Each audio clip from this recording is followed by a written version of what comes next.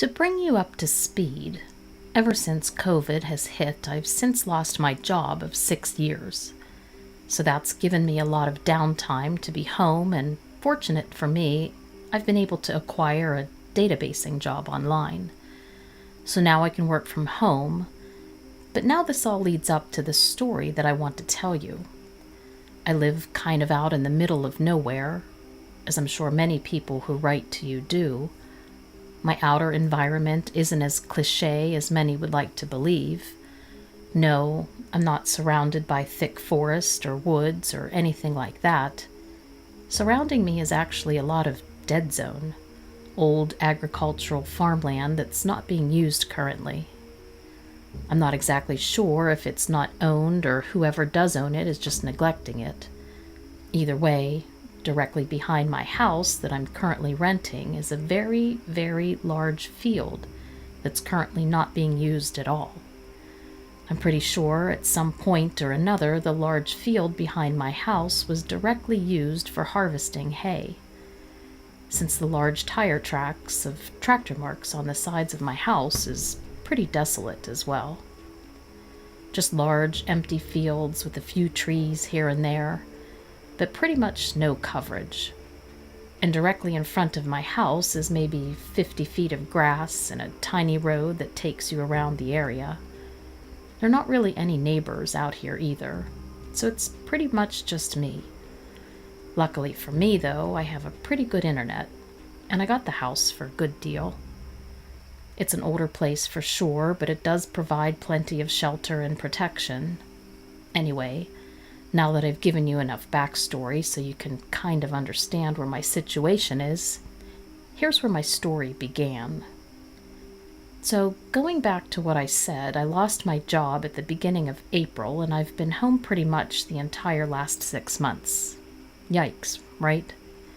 Well, that's what you get for living out in the middle of nowhere. No friends really want to visit you. So I've spent a lot of my time taking up new hobbies and acquiring that new databasing job. The reason all of this is relevant is that since I'm home, I've been able to see things that I've never noticed before. I've been living at this location for around 3.5 years now, and my old job kept me so busy and out of the house, I don't think I ever would have noticed this happening had I continued that job and not lost it. But since being home so frequently, I now notice this phenomenon, as I like to call it.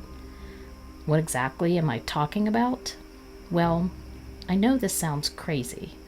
At least I thought I was crazy until I decided to dig around online, more specifically YouTube, and found out that there are tons upon tons of people with very similar sightings and experiences, just like me. What I'm talking about are large, upright walking wolves, and not just 1 or 2 or even 3. I'm talking about an entire pack, like 8 or 9 of them. However many is traditionally in a pack of wolves, I don't know.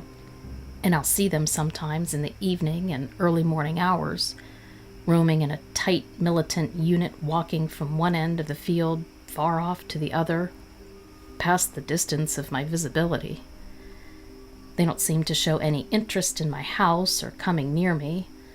They're far from the field, but these animals, beings, whatever you call them, are so large. They really do stick out like sore thumbs. Luckily for them, besides me, there's really nobody else out here to see them. No wandering visitors just passing by. And the road in front of my house, even though it's a public highway, technically it's pretty dead, and there might be 5 or 6 cars that drive through it on an entire day. That's saying a lot. And that's what I consider a busy day. I guess I should probably be more frightened by this incident, but after seeing it several times for the past few months, I haven't really grown weary or terrified of these things. More curious at the strange phenomenon. I'm not exactly sure what they are, or if they're human or animal, because to my knowledge of the animal kingdom, there's no canine animal that walks upright just like a man does and walks in a pack. Unfortunately, because they're so far away, I can't really give you specifics on what they look like, just like the color of fur or any other specific details that they might have. But I can definitely tell these are clearly bipedal and somewhat canine creatures. That's enough for me. At first, I kind of chalked up the idea of werewolves, but quickly dismissed the notion because, well, one, that's silly, and two, werewolves don't exist.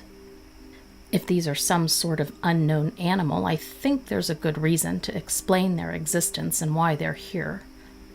They always seem to be traveling from the same point A to the same point B. Point A being when you step out my back door all the way to the very back of the field to the far right. They seem to be from that direction. Then they head all the way to point B, which is to my far left at the other end of the field. Why they never come close to the house or seem to show any interest is beyond me. And at first I didn't think that, but after listening to several stories and encounters, I painted a different picture of these things, that they were bloodthirsty and wanted to instill fear in their victims. I mean, I don't try and hide my presence living in the house. I'm not overly loud or obnoxious, but I don't hide the fact that I live here. So I'm sure they must know. I don't see them every day or every morning or every night, but I do consider I see them often, maybe a few times a week. And it's always either the early morning hours or the evening time, maybe like 6 p.m., 7 p.m., just as dusk is starting to really set. Part of me wonders if these predatory animals are patrolling the perimeter of an area that they claim is theirs. I've never tried to walk to the back end of the field. Sure, I've stepped foot on the field itself just to check it out when I first moved in, which is why I told you about the tire marks and the tractor marks, which leads me to believe that this field was once used for hay harvesting. But since no one currently owns it or it's not in use, it's pretty much just a dead field of grass and dirt, which leads me to assume that these creatures are probably coming from far off in the distance where there are woods. But when I say far from the distance, I mean probably a couple of miles off in the distance. Like I said before, surrounding me is just empty fields with a few trees here and there. And when I say a few trees, I'm literally speaking of a few trees. One tree here, one tree there, very sparsely spread out, and pretty much provide zero coverage of shadows or anything to hide behind. So I'm not exactly sure where these things are coming from, or where they're coming to, and if they are what they claim to be, judging by the stories and encounters from your YouTube alone. Then why would they want to reveal themselves like this? Why would they put themselves in a spot of vulnerability when others can see them? I mean, I don't think they knew that nobody else is out here. I'd love to know your thoughts on the matter and what exactly you think they're doing, because I'm pretty sure without a doubt that the only thing that can make up what this is a dogman. But why would they be out here in the middle of nowhere, revealing themselves and being completely vulnerable with nowhere to hide or anywhere to cover?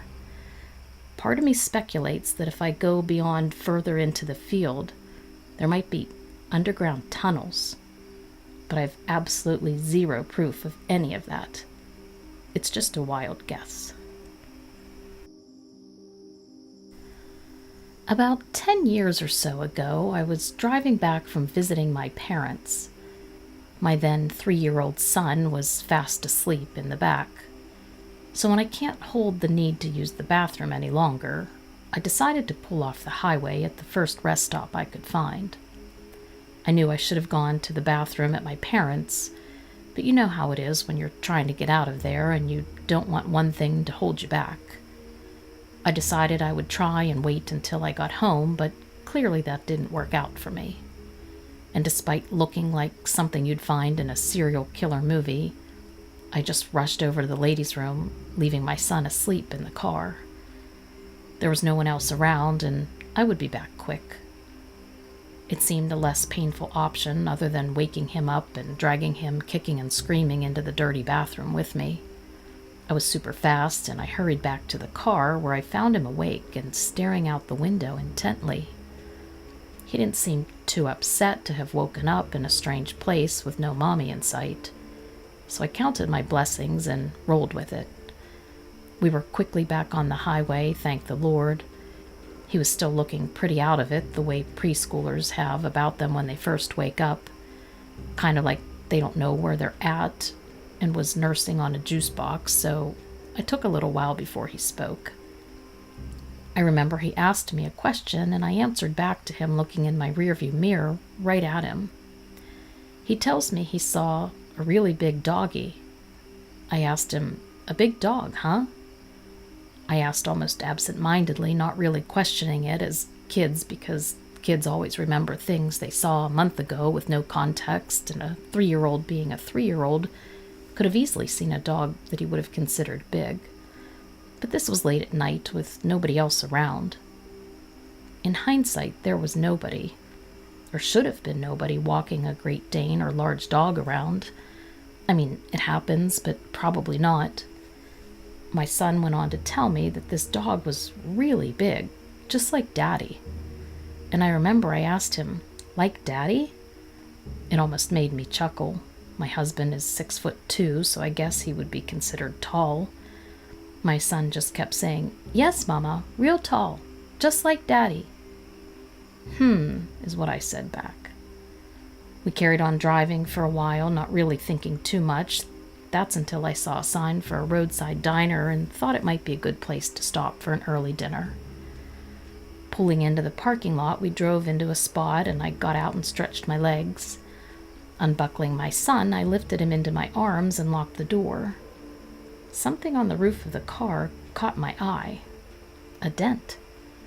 And what looked like several scratches, which had not been there when we left for our trip. I cursed immediately, getting angry.